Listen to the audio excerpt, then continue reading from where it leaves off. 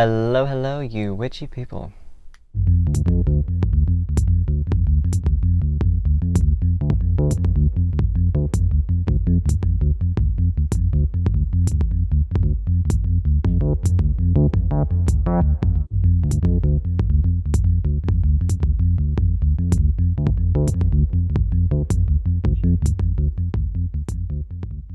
So, first things first, if you don't know who I am, hi, my name is Zach, I'm the New Moon Owl, and on this channel I'm doing various witchy, spiritual type of information videos, as well as various types of tarot card readings.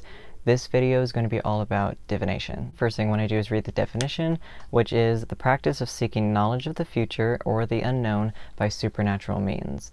So various types of divination exist, everything from the more common types of oracle cards and tarot cards to reading tea leaves. There is pendulums, there's different types of scrying as well. So you have scrying methods with bowls of water, crystal balls, or even with mirrors.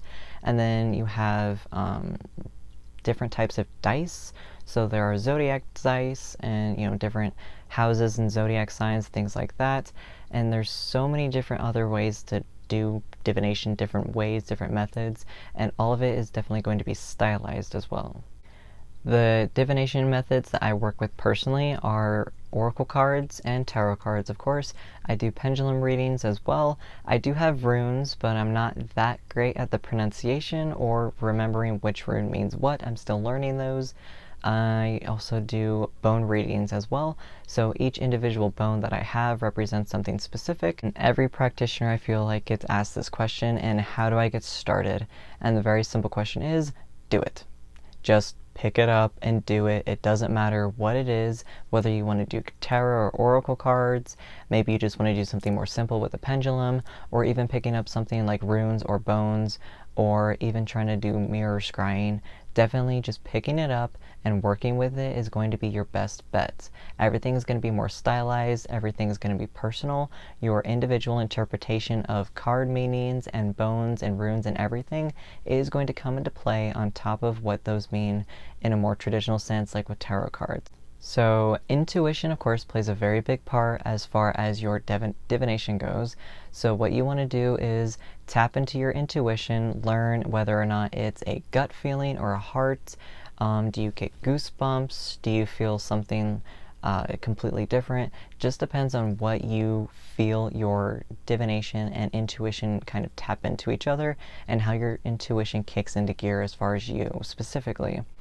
If you're wanting to incorporate crystals into your divination practice, which is something that I do as well, then you can use everything from amazonite, which is used for enhancing your intuition, amethyst, which is used for stimulating that. So if you're having trouble kind of tapping in, then you're able to use an amethyst, and the aura and energy of an amethyst is going to help you be able to kind of tap into your abilities and seek them out in a better way. Then, of course, you have chrysocolla and fluorite and ametrine, which is pretty much good for everything, enhancing your abilities, tapping into them, strengthening them, and everything like that as well. So for most people, tarot cards are the most common, but also the most irritating for some people. If it frustrates you that much, I feel like you probably shouldn't do it, but you also need to realize that there's 78 cards in a standard deck. There's 78 cards in a standard tarot deck, so it can be a little overwhelming to learn all of the card definitions, how they relate to each other, what zodiac correspondence is, whether there's chakra correspondences. It's definitely a bit of a pain in the butt, and it can really frustrate a lot of people. But as far as tarot cards go, there's so many different ways you learn how to do that. You just kind of, either lay the cards out and then just feel the energy of which one. You're able to shuffle them, and then whichever card flies out, you're able to just really look into. Your intuition is definitely going to play a huge part in whatever it is that you're able to understand about your divination method, whatever that is, whether it's cards or bones, whatever it is you're working with. Your intuition is your best bet, whether you're tapping into the divine, spirit guides, ancestors, God, whoever it is that you feel you walk with, whoever walks your path with you, is going to help you understand what you're doing, what you're reading. So all of these messages that you get, that helps to, tell a story with the cards, with the bones, with the runes, whatever it is. And that is how you're able to get these messages, is by tapping into your own intuition. So one of the ways to do that is to center yourself, which is kind of like a mini meditation, really. So just focus on absolutely nothing. If you have focus issues, this is a real challenge. I also have the attention span of a gumball, so it's really hard for me to focus on something. But when I'm actually focusing on divination, I zen out a little bit and I'm able to really focus on what I'm doing.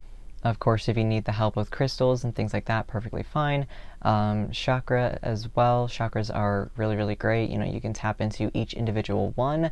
I know people who do that when they center and ground. That way they're able to kind of focus on their intuition and divination work a little bit easier. If you don't have an access or a bunch of access to a different form or a bunch of different forms of divination, it's really okay. You don't have to. You can use books. So I really love using books because you're able to just flip through the pages and kind of just still use that intuition, still use that gut feeling, that heart feeling, whatever it is, and then just stop on a page and look at it. Okay, yep, this page resonates if you're doing poetry. I have a crystal book that I use instead of using like crystal cards or whatnot. I have a crystal book. That works for me personally. You can use whatever kind of book it is that you want to do. You can buy a deck of playing cards at the Dollar Tree or at the Dollar General, wherever you live, and just do it that way. It just depends on what you're wanting to do. You can make things. I know people who make their own tarot cards. I know people who make their own runes.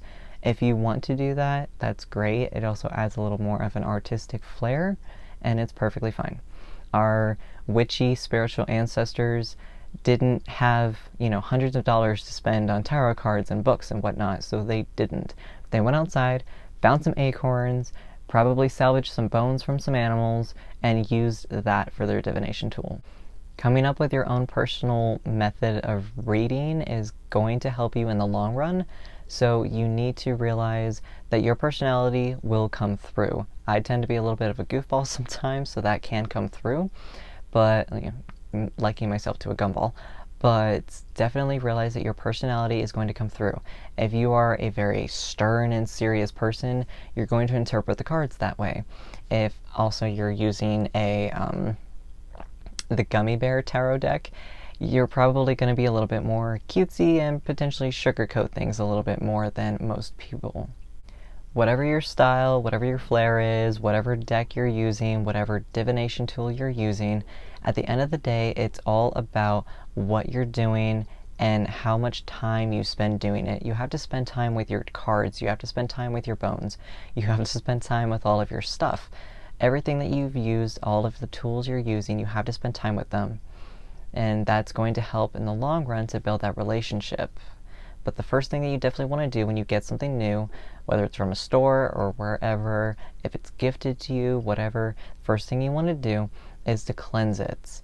And you can do that either by smoke cleansing, just, whatever it is you want to use. I personally love using rosemary.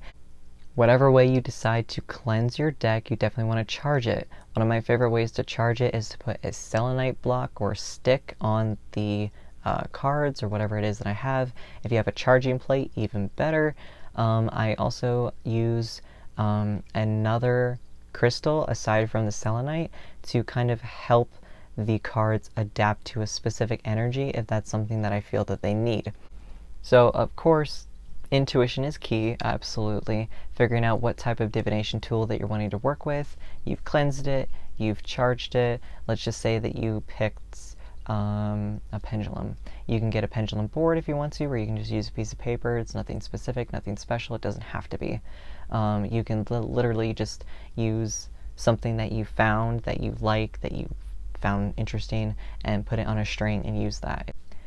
Don't feel upset if you need to incorporate crystals or colors or whatnot into enhancing your intuition. That's fine. There's a reason crystals are all over various tables and stuff like that for divination. There's a reason that, the cloth on the table is a certain color. It's okay. You can do these things. It doesn't make you any less of a reader or less of a intuitive person if you feel like you need help. These things are here to help you for a reason, and there's no shame in that at all. A little bit of a recap. So intuition is key, definitely.